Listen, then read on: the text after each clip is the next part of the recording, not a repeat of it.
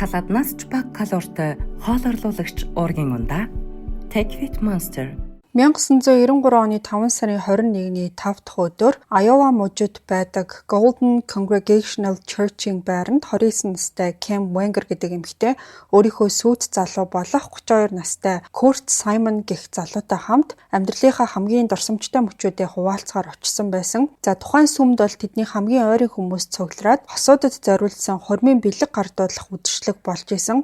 За бүгдээрээ л аз жаргалтай ирсэн хүмүүст Cam Kurt хоёр баярлалаа гэдгээ илэрхийлж тэдний хувьд бол онцгой өдөр тохиож исэн.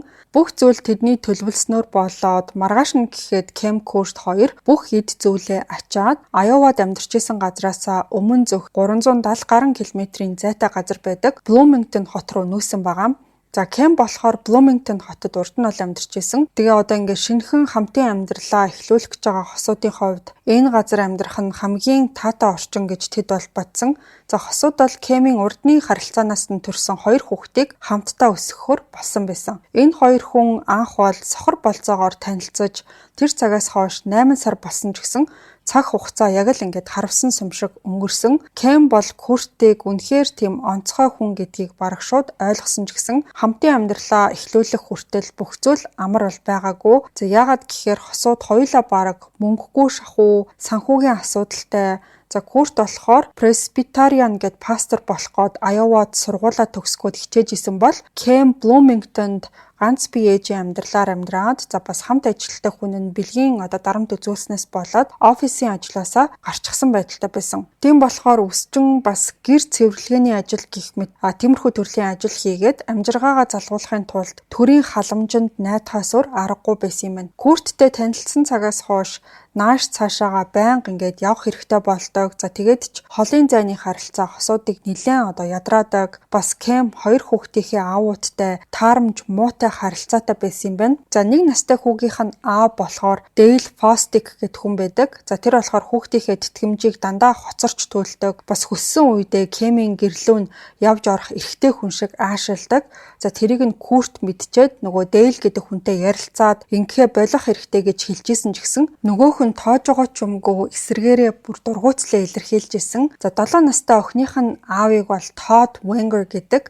Энэ хүн болохоор Cam-тэй хүүхэд асран хамгаалах асуудлаар бас байн маргалддаг. Тэгээ салсан энэ хоёр нөхөр нь болохоор хоорондоо айгүй тийм сайн найзууд байсан явдал нь Cam-ийг бол багахгүй бухимдуулдаг байсан юм. Ерөнхийд нь ингээд харах юм бол ийм амьдралаас ингээд бүрэн салаад өнгөрснөө мартаад Kurt гэдэг залуутай амьдралаа зохиогоод хамтдаа Bloomington хотод амьдрахаар шийдээд нэг ёсондоо ингээд амьдралаа бол эмх цэгцэнд нь оруулж агаад Cam бол үнэхээр баяртай байсан. Ингээд тэд бол 97 оны 5 сарын 22-ны хагасаа өдрийн хагаст нь ачаагаа бэлдэж боогоод өдөр гэхэд бол замдаа гараад оройны 22 цаг хагас гэхэд Bloomington хотод явж очсон. Хоёулаа бол маш их ядарчихсан байсан. За эхлээд Kurt бол машинаасаа буугаад багажны хэсгийг онгойлгоод хайрцагтай зүйлээ буулгаад хаалга онгойлгоод дотгошоо орсон. Ингээд хэдхэн минутын дараа тэр бол буцаж гарч ирээд шатаар бууж авах үеэр нь Cam бас нэг хайрцаг бариад гэрлүүгээ яваад орсон. За тийшээ оруулж тавьчаад Kurt-тэй хамт дахиад гадагшаа гарч өөр зүйл зөөхгөөд явах үеэр нэг зүйл нүдэнд нь бол туссан байгаа. За тэгээ үүдний шалан дээр болохоор урд нь ерөөсө гэрээсээ явж байхад нь огт байгаагүй юу гэдэг нь мэдэгдэхгүй зүйл тэнд нь бол ингээд тавьсан байсан. За тэгээ Cam бол тэрийг нь юу юм бол гэж гайхаад харин Kurt гарцсан машин дээрээ юмаа зөөхгөөд цаашаа хараа зогсож явах үеэр гинэт маш хүчтэй тийм даралчиг зүйл араас нь цохих шиг болсон.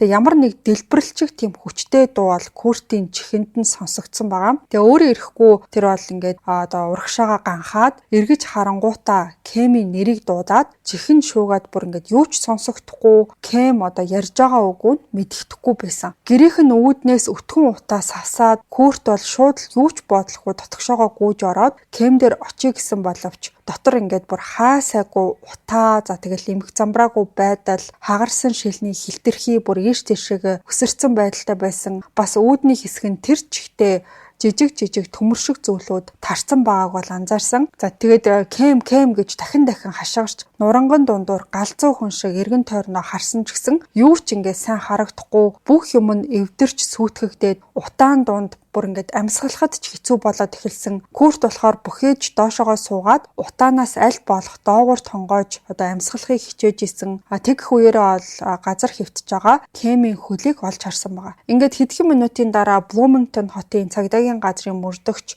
Larry Shepard гэдэг хүн хамтрагчтайгаа хамт араас нь өөр нэг цагдаагийн машин дагалдаж одоо тухайн газар бол явж очсон. За энэ Larry Shepard гээд мөрдөгч болохоор ер нь ингээд 911-ийн дуудлагад өөрөө явж очдог тийм хүн бол биш байсан. Тэгсэн чинь тухайн үед ингээд нөгөө хэргийн газраас ойролцоо явж явах үеэр нь орон сууцны гудамжинд буун дуу гарсан байж болзошгүй гэсэн тийм дуудлага ирсэн болохоор шууд тийшээ очихоор болсон юм байна. За энэ хүн маань болохоор хүн амны гэмт хэргийн мөрдөгч юм байна. За тэгээ машинаасаа буугаад байшин руу харсан даруйда энэ нь бол буун дуу биш байсан гэдгийг шууд ойлгосон.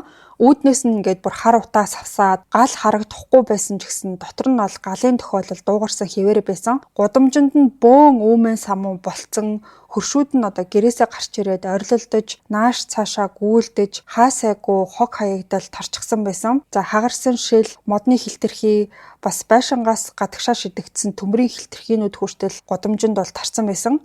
Байшингийн үүдэн дээр бол нэг эрэхтэй гараа толгой дээрээ тавьчихсан маш их тийм сандарсан, шоконд орсон байдалтай Кем гэж дахин орилж исэн. За тухайн үед бол мөрдөгч Shepard дотор хэн нэгэн хүн байгаа гэдгийг ойлгоод нэмэлт хүч эрхийг хүлээх боломжгүй гэж үзэнгүүтээ тэнд цугласан байсан хүмүүсийг холдохыг сануулад өөрөө байшин руу яваад орсон. За тэгээд үүдний хэсэг рүү явж орсны дараа бол яг дүрлзэж асж байгаа гал бол байхгүй гэдгийг ойлгосон. Гэхдээ агаарт бол маш их утаа тархсан байдалтай эргэн тойрноо харахад үзэгдэх орчин хязгаарлагдмал. За үүдний хэсгийн ойролцоох хананд бол 15 см орчим нүх гарцсан. Шалан дээр бас нэг нүх байгаа гэдгийг олж харсан. За тэр зүйлүүдийг анзаарахтаа зэрэгцээд шалан дээр хөвтөж байгаа эмэгтэй рүү анхаарал нь ол төвлөрсөн байгаа.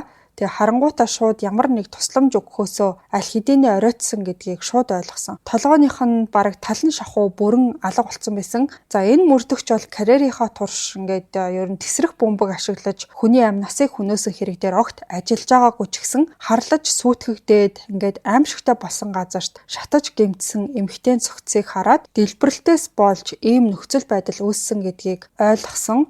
За удалгүй өөр цагдаа нар байшин руу ойртоод ирсэн ч гэсэн мөрдөгч бол тэднийг орохгүй байхыг тушаал өгөөд за хэргийн газрыг одоогоор аюулгүй биш гэж үтсэн байна. За эхний ээлжинд бол галуунтрах анги бас тесрэх бөмбөгний тусгай багийнхныг зайлшгүй дуудахгүй бол өөр бас дэлбэрч тесрэх зүйлүүд байж болзошгүй гэж үтсэн юм. За тэгээд төд удалгүй галуунтрах анги бас мужийн тесрэх бөмбөгний тийм тусгай багийнхан хэргийн газрыг шалгаж эхэлсэн. За энэ үеэр бол мөрдөгч Shepard болж өнгөрсөн үйл явдлын талаар баг зэргийн одоо мэдээлэлтэй болоод амжчихсан байсан. Амиа алдсан эмэгтэй бол Кем Wenger байсан. За харин гадаанан зогсоод ингээ шоконд орсон байдалтай байгаа залуу нь түүний одоо сүйт залуу болох Kurt Simon байсан. Тэгээ хөршүүдийн ярьснаар бол тэр хоёр оройны 22 цаг 30 минут орчимд гэртээ явж утсан. Зарим нь тэр хоёрыг дэлбэрэлт болохоос өмнө машинаасаа юм зөөж явахыг нь харсан байсан. За хөршүүд бол Kurt эхлээд байшин руу орсон гэж хэлсэн. Тэр ингээд машин дотроос гаргаж ирсэн нэг хайрцаг бариад тэгээд байшин руугаа яваад орсон. Дараа нь гарч ирэх үедээ ингээд гар нь хоосон юу ч бариагүй байсан. Тэгээд машиныхаа артал руу нь явж очиод ачаандаа ингээд ямар нэг зүйл хийгээд байгаа юм шиг харагдсан гэдгийг хэлсэн. За энэтэй зэрэгцээд Кем машинаасаа нэг хайрцаг аваад ганцаараа одоо байшин руу орсон.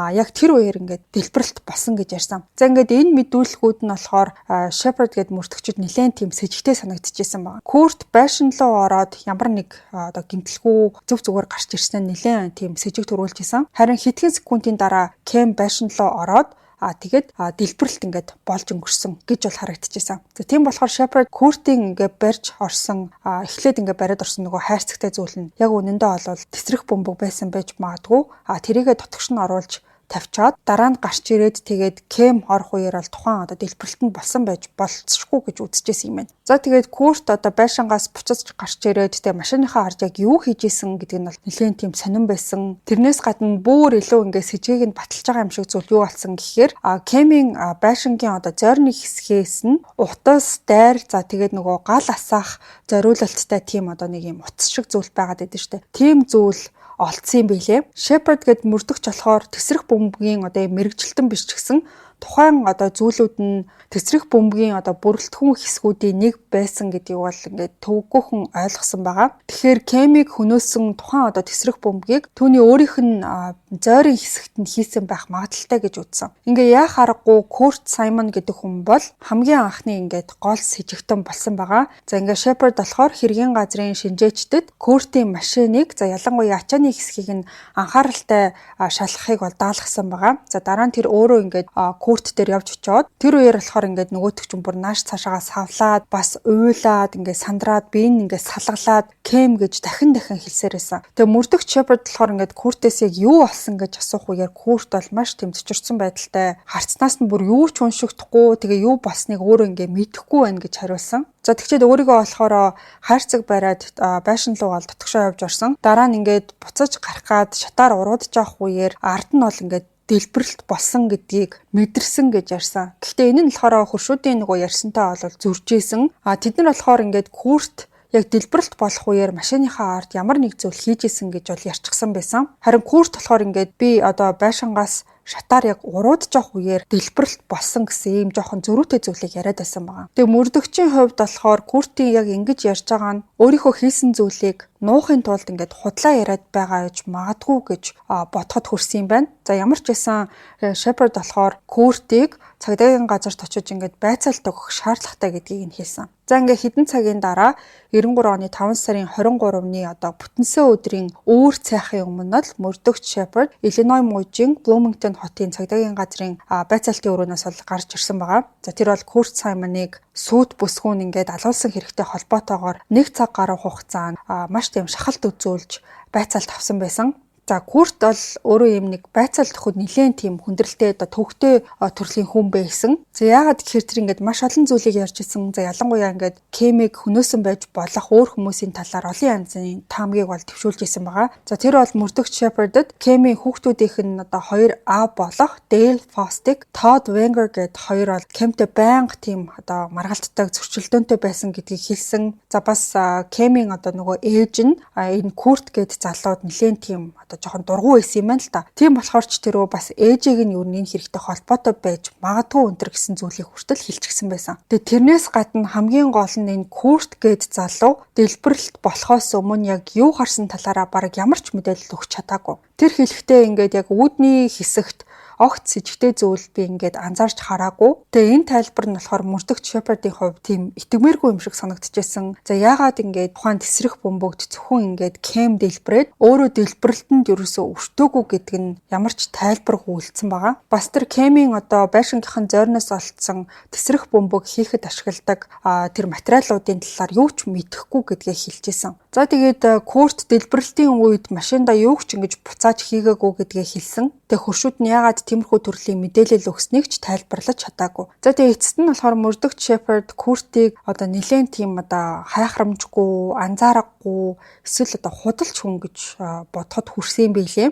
За тэрэн дээр нэмээд Курт одоо нөгөө lie detector тест гэж байгаад идэв шүү дээ. Худал илрүүлэгч тест гэдэг тэр зүйлийг бол өгөхөөс татгалцсан юм байлаа. Гэсэн хэдий Шепард бол түүнийг явуулахаас өөр арга байгаагүй. Яагаад гэхээр Куртийг баривчлах ингээд хангалттай нотлох баримт тухайн үедээ бол байгаагүй юм байлаа. За тэгээ байцаалт авч явах үеэр болохоор нөгөө тэсрэх бөмбөгийн тусгай багийнхан байшинд одоо нэмэлт тийм тэсрэх бөмбөг байгаа эсхийг шалгасаар байсан. Хэргийн газрын шинжээчид тухайн үед бол Кемийн цогцыг хараахан гаргаж авч чадаагүй байсан. Ингээд энэ хэрэг гарсны дараах өдөр нь бол мөрдөгч Шепард маш завгүй өдөр өнгөрнө гэдгийг угаасаа ойлгож исэн. За тэгээ тэдний багийн бусад гишүүд шөнөнгөө ерөнхийдөө бол хөршүүдээс мэдээллүүд аваад Кемийн гэр бүлийнхэнтэй нас холбогдож асууж тодруулах зүйлээ бүгдийг нь асууж исэн. Ерөнхийдөө бол нэлээд олон хүнийг байцаах шаардлага гарна гэдэг нь тодорхой байсан. За тэгээ дараах өдөр нь гэхэд энэхүү дэлбэрэлтийн одоо мэдээлэл бол Иллиной даяар маш том мэдээлэл болж тарсан. Бүтэнсэ өдрийн өглөөний 9 цаг гэхэд өөрөөр хэлэх юм бол ингээд дэлбэрэлтээс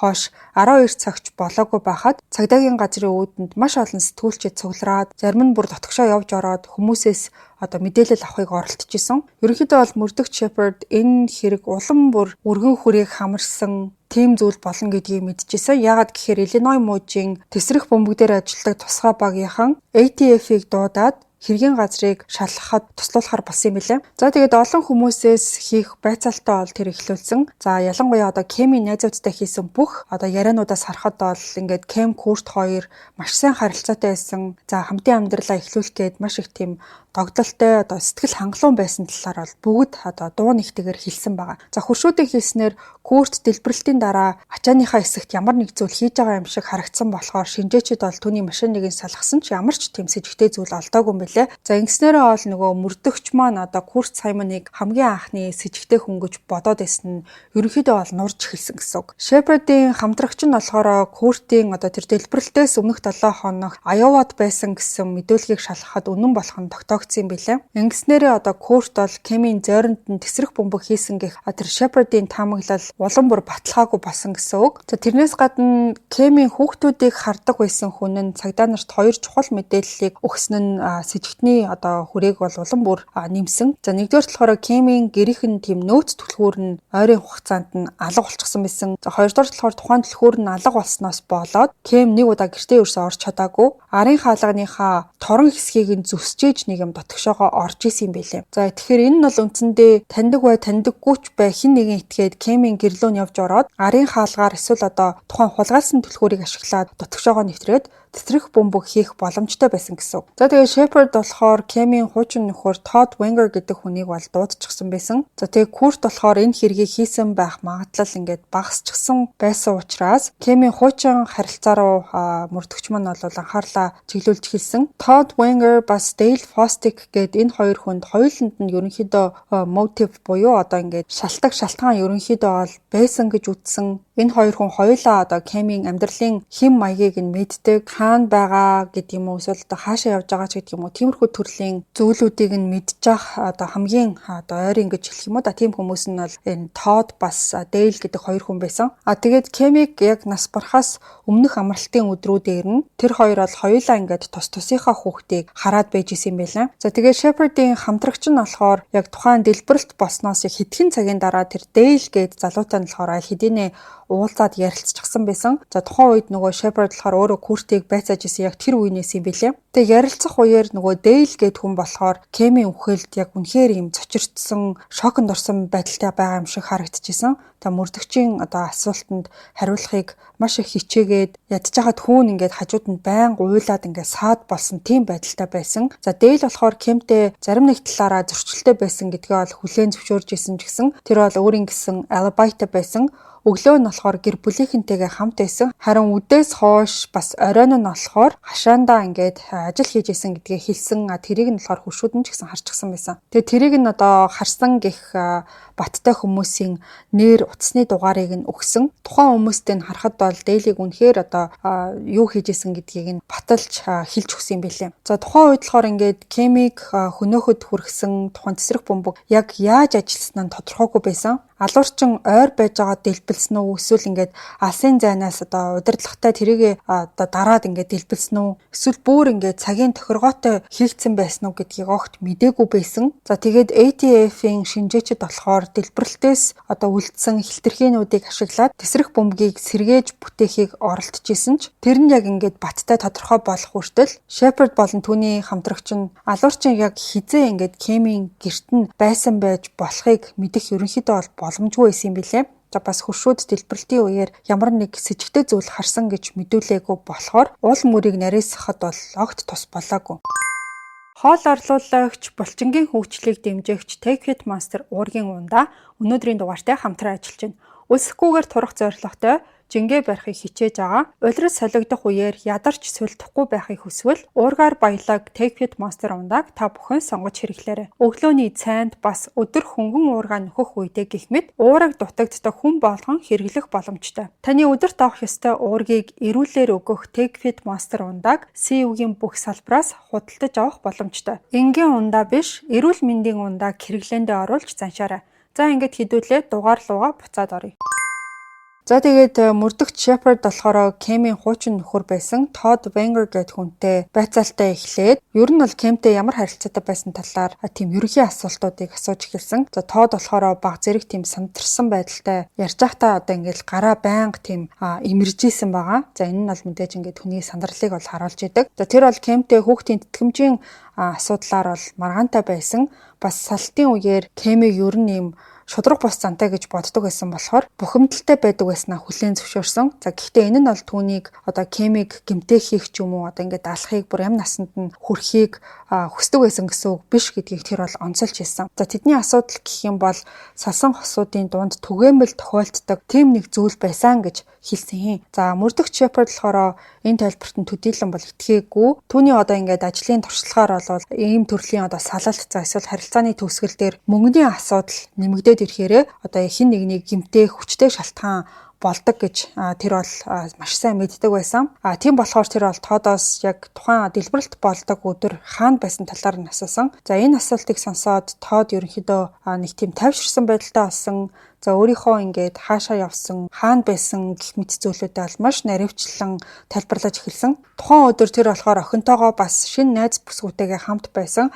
Тэгээ хоёулаа бол түүний алибаийг батлаад тухайн өдрийн турш тэднийг харсан өөр хүмүүс ч гэсэн байгаа гэдгийг хэлсэн байна. За тэгээ мөрдөгч тухайн одоо Тод гээд залууг явуулах үеэрээ Кэмийн хуучин харилцаанууд дундаас аль нь илүү их сэжигтэй вэ гэдэг дээр бол маш тийм эргэлзээтэй байсан. За энэ Тод ч гэсэн, Дейл ч гэсэн Кэмтэй одоо нэлээд тийм маргаантай одоо хувийн тийм зөрчилдөөнтэй байсан. Тодорхой шалтгаан байсан ч гэсэн хоёуланд нь ингээд алибай бол байсаар байсан. За ингээд дараа нь болохоор мөрдөгч Shepard Кэмийн гэр бүлийнхэнтэй дахин ярилцахаар шийдсэн юм билээ. За магадгүй гэр бүлийнхэн нь ингээд ийм будлаантай байсан харилцаанаас сэжигтний жагсаалтыг цэгцлэхэд бол нэлээд тийм туслах байх гэж үзсэн юм билээ. За тэгээ бүтэнсэ өдрийн орой дэлбэрэлтээс ингээд бараг 24 цагийн дараа мөрдөгч Shepard Кэмийн эгч Johnny гэдэг эмэгтэйн гэрт бол явж утсан байгаа. Үндсэндээ бол өөр нэг цагтаа аль хэдийнэ энэ Johnny гэдэг эмэгтэйгийн гэрт нь яваад очсон. Бас ээжд нь ч гэсэн одоо охиных нь өхлийн талаар мэдэгдчихсэн байсан. За гэсэн хэдий Shepard болохоор өөрийн биеэрээ явж очиод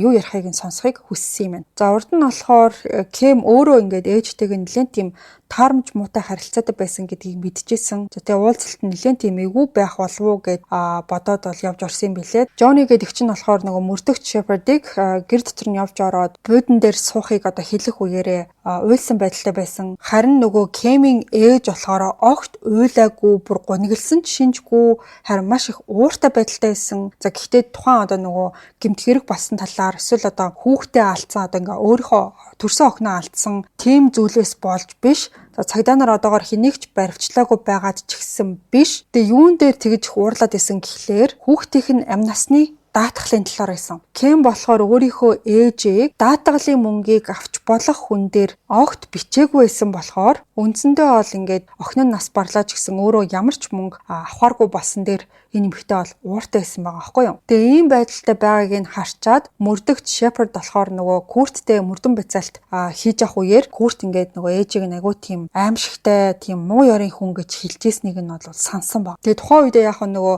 Курт тэгээд одоо Кэмийн ээжийг нь тэгж муухагаар хэлээд байсныг нь өөрийг нь ингээд сэжиглэж байгааг аль болох холдуулах гэж оролдож гин гэж бодож исэн ч гэсэн тэр бодол нь бол яг одоо ингээд ээжийг нь харангуйтаа баг өөрчлөгдөж эхэлсэн. Төрсөн охин нь одоо дэлбэрэлтээс болоод ингээд аимшигтай байдлаар нас барчаад хахад ийм одоо үйлдэл, ийм зан авир гаргаж байгаа нь хэний ч угаасаа санаанд төсөөлөгдөхөөргүй маш тийм сахичралтай байсан. За тэгээд одоо мөрдөгч Shepard нас барсан охинтойгоо ямар харилцаатай байсан гэд асуусан чинь тухайн одоо эмэгтэй бол маш тийм ууртай ярьж исэн. Тэгээ ярихдаа одоо ингээд охинтойгоо ямар харилцаатай байсан талаараа биш, харин Куртийн тухайн залуу ингээд Кэмийн амьдралыг яаж сүйтгэсэн талаар яриад эхэлсэн. За тэгээ Куртиг болохоор Кэмд тохирохооргүй муу хүн, Кэмийн амьдрал дахь хамгийн сайн сайхан харилцааг нь сүйтгэсэн. За тэгээ охиных нь хамгийн сайхан одоо харилцаа нь болохоор Кэмийн одоо тэр хүүгийнх нь аав Дейл Фостик гэдэг хүнтэй байсан харилцаа гэж үздэг байсан. Тэгээ Курттэй одоо холбоотой болсноос хойш би бол охинтойгоо ингээд харилцаа маань илүү их холтсон гэж бол ярьсан байгаа. Урд нь бол тэр ингээд охинтойгоо өдөр болгон утсаар ч юм уу ингээд холбогдож ярьдаг байсан юм байна л да. Тэгээд Курттэй одоо холбоотой болсон цагаас хойш утсаар ч ярьж чадхаа болсон гэж тийм зүйлийг бол ярьсан байгаа. За тэгээд мөрдөгчтэй одоо ингээд энэ эмэгтэй ярилцах үеэр бол маш тийм эмх замбраагүй за нэг сэдв ярьж ийснэ гинт нөгөө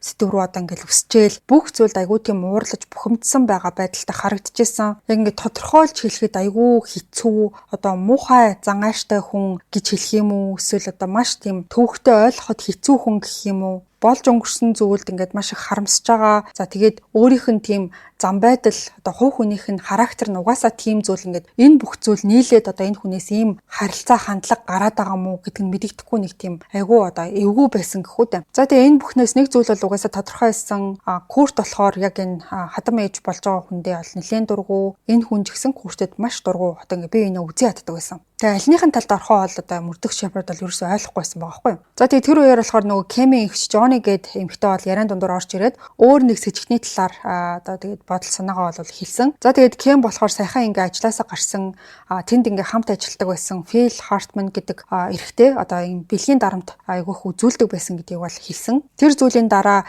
Кэм нөхөн төлбөр авч чадсан. Фил гээд хүн тэрнээс нь олоод одоо Кэмийг занал хийлээд би энэний чи хариуг барих болно гэж хүртэл хэлжсэн талаар одоо энэ Жони бол ярьсан байгаа байхгүй юу. За тэгээд Жонигийн бодлоор цагдаа нар энэ хэрэг дээр бас Фил Хартман гэдэг хүнийг шалгах ёстой гэж хэлсэн юм байна. За тэгээд Шепард болохоор тэдний гэрээс гарах үеэрээ бүр ингээд толгойн эргэсэн байдалтай гарч ирсэн. Тэр болохоор одоо энэ хадам ээж гэдэг байгаа Кэмийн ээж. За тэгээд Жони хоёртой уулзахдаа 3 сэжигтнийг ингээд тодруулахыг хүссэн ч гэсэн эсвэргээрээ бүр ингээд нөгөө зүйл нь бодлонтой болоод бүр 5 сэжигтэн болж хувирсан. За тэр нь болохоор ингээд Кэмийн сүйт залуу Курт, за хуучин одоо харилцаатай байсан хүмүүс болох Дейл Фостик, Тод Венгер, за ажлын хамтрагч Фил Хартман тэ дээрэс нь нэмээд Кэмийн ээж тэр эмэгтэйгээд ийм 5 сэжигтэн байж магадгүй байна гэж дотроо бодож эхэлсэн. 1993 оны 5 сарын 24-ний даваа гарагийн үдээс хойш мөрдөгч Larry Shepard Кэмийн байшин руу бол явж гисэн. Дэлбэрэлт болсон шөнө цагдаа нар бол байшин тэр чигт нүүлгэн шилжүүлээд мужийн тесрэх бөмбөгийн тусгай баг болон ATF 2 хамтраад нэмэлт одоо тесрэх бөмбөг байгаа хэсгийг бол шалгасан юм билээ. За тэгээ эцэст нь болохоор албан ёсоор ингээд аюулгүй гэдгийг зарласан болохоор Shepard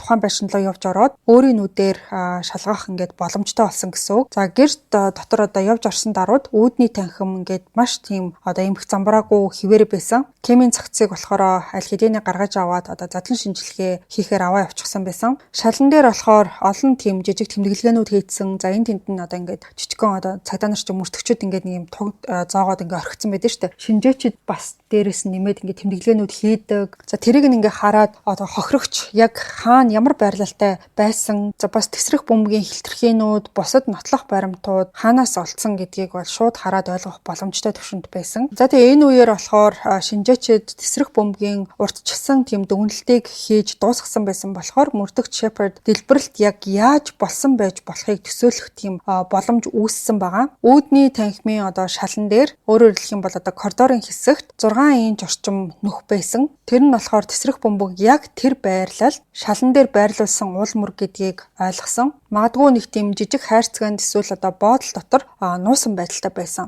Задлан шинжилгээнээс одоо Кэмийн баруун гар дээрх тодорхой гэмтэл илэрсэн байсан нь Кэм болохоор тухайн боодолтой зүйлийг олж харангуйтаа баруун гараараа одоо тухайн зүйлийг өргөж явах үеэр нь дэлбэрэлт одоо болсон гэдэг нь бол ойлгомжтой байсан. Тэгэхээр шинжээчдийн тогтоосон одоо хамгийн чухал зүйл нь юу байсан гэхээр тухайн тесрэх бөмбөг хөдөлгөөн мэдрэгчтэй байсан. Энэ нь бол мэдээж маш том ач холбогдолтой. За яагаад гэхээр алуурчин бол дэлбэрэлтийг идэвхжүүлэхийн тулд ингээд Кэмийн гэрт нь за тэр байтугай ингээд ойр орчимд нь байх огт шаардлагагүй гэсэн үг. За энэ хөдөлгөөн мэдрэгчтэй гэдгээс та бүхэн одоо ингээд ерөнхийд нь бол ойлгосон баг. Тухайн хүн одоо энэ тесрэх бөмбөгийг өөр газар хийчээд дараа нь машинаар тээвэрлэж авчрах бол үндсэндээ боломжгүй гэсэн үг. Тийм болохоор хамгийн одоо өндөр магадлалтай хувилбар нь юу гэхээр алуурчин болохоор бүрэн тийм дуусгаагүй тесрэх бөмбөгийг Кэмийн гэрт нь авчирж агаад дараа нь коридорын хэсэгт байрлуулад эцсийнхэн тохиргоог газар дээр нь ингээд хийсэн гэсэн үг. Тэгэхээр эндээс нь харахаар одоо энэ хүн бол нэлээд тийм туршлагатай, чадвартай хүн байсан гэдгийг нэлтгэж ийсэн.